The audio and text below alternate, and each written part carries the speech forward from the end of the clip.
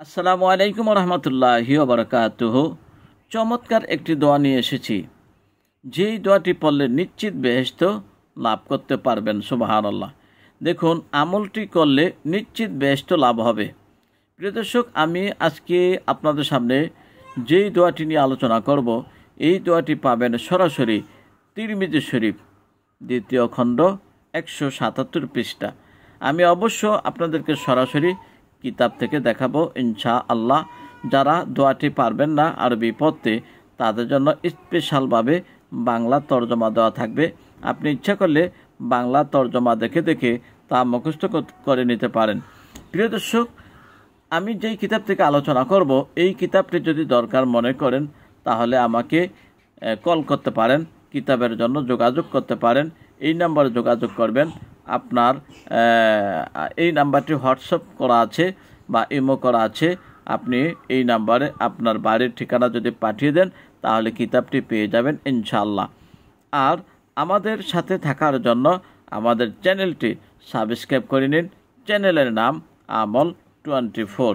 প্রিয় দর্শক, তাহলে চলুন আমরা সরাসরি মূল আলোচনায় চলে যাই। যে আমল নিয়মিত করলে বান্দা নিশ্চিত বেহেশতে প্রবেশ করবে। সুবহানাল্লাহ। সরাসরি হাদিসের বাংলা তর্জমা হযরত আব্দুল্লাহ ইবনে আমর রাদিয়াল্লাহু তাআলা আনহু থেকে বর্ণনা। তিনি বলেন, প্রিয় নবী সাল্লাল্লাহু আলাইহি সাল্লাম বলেছেন, কোনো মুসলমান ব্যক্তি যদি দুইটি অভ্যাসে নিজেকে পরিণত করতে পারে তাহলে নিশ্চিতভাবে সে বেহেশতে প্রবেশ করবে। সুবহানাল্লাহ। তাহলে চলুন আমরা কিভাবে সেই আমলগুলো করব। এখানে দেওয়া আছে যে 5 প্রতি ওয়াক্তের ফরজ নামাজের পর পাঠ করতে হবে সুবহানাল্লাহ 10 বার, আলহামদুলিল্লাহ 10 বার, আল্লাহু আকবার 10 বার। ঘুমানোর সময় শয্যা গ্রহণকালে সুবহানাল্লাহ 33 বার, আলহামদুলিল্লাহ 33 বার, আল্লাহু আকবার 34 বার। আমরা যদি এই নিয়মে যদি পড়ি তাহলে বেহেশত ইনশাআল্লাহ আমরা পেয়ে যাব।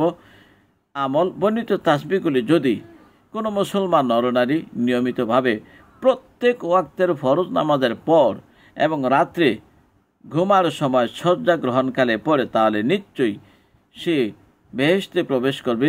ইয়া প্রিয় নবী সাল্লাল্লাহু আলাইহি সাল্লাম থেকে প্রমাণিত ও সাব্যস্ত। প্রিয় দর্শক, একটি বিষয় গভীর মনোযোগ।